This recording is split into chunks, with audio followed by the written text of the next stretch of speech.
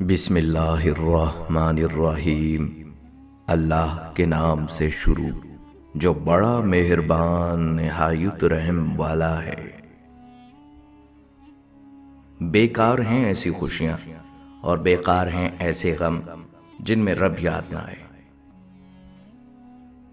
جس انسان میں انسانیت ہو وہ دھوکہ نہیں دیتا، اور جس میں شیطانیت ہو وہ دھوکہ ہی دیتے ہیں، وہ چاہے مرد ہو یا عورت۔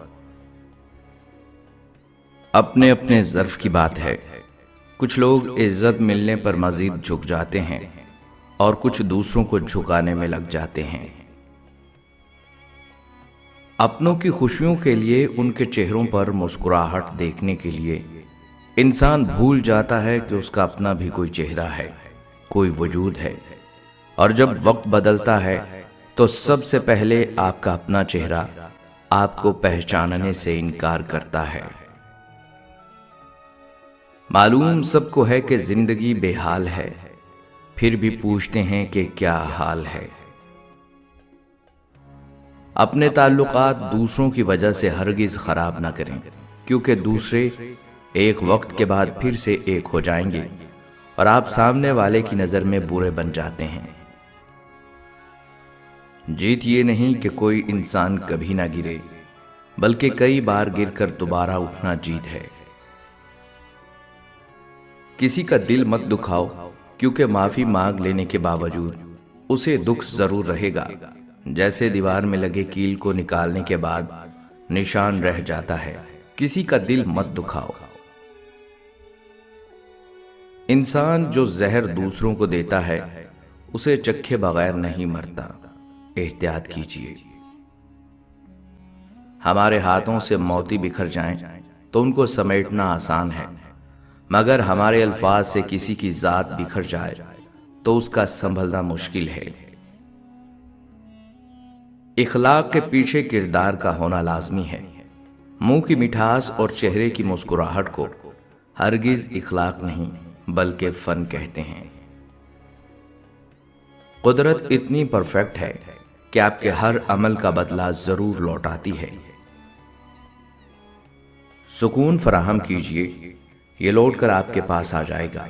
کسی کی آنکھ میں آنسوؤں کا سبب ہیں تو بھی انتظار کیجیے۔ انسان جب بہت پریشان ہوتا ہے تو وہ اس کی طرف دوڑتا ہے جس کی محبت پر اسے یقین ہوتا ہے۔ یہ دنیا آپ کے ساتھ ختم کر دی جائے گی، کیونکہ آپ کی زندگی میں مرنے والا آخری انسان آپ خود ہیں۔ لوگ سوچنا بند نہیں کرتے، کیونکہ وہ سوچیں گے تو نتائج پر پہنچیں گے، اور نتائج ہمیشہ خوشگوار نہیں ہوتے۔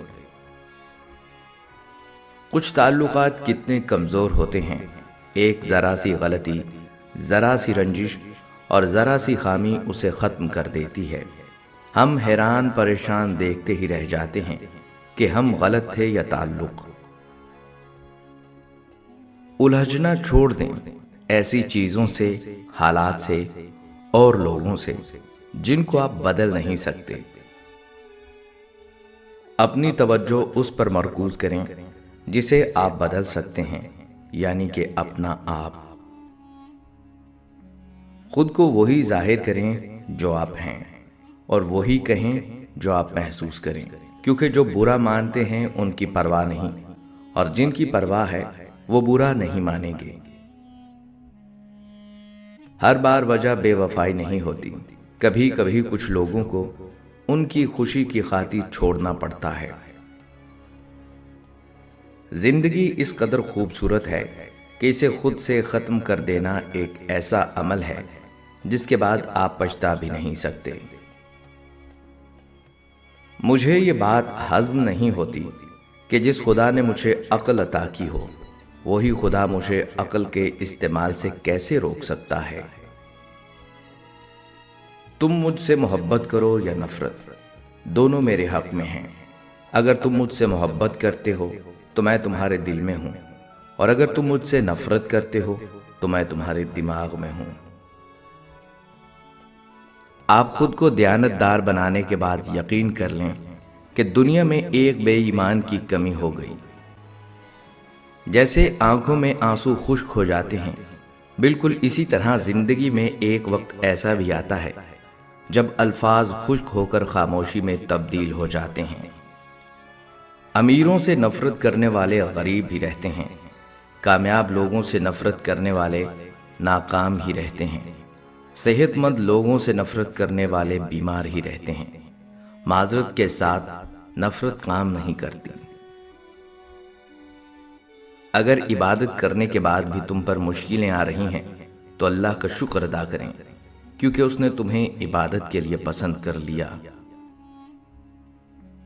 اللہ پاک نے انسان کو دل دیا، لیکن اس کا سکون اپنے پاس رکھا اور فرمایا، یاد رکھو دلوں کا سکون صرف اللہ کی یاد میں ہے۔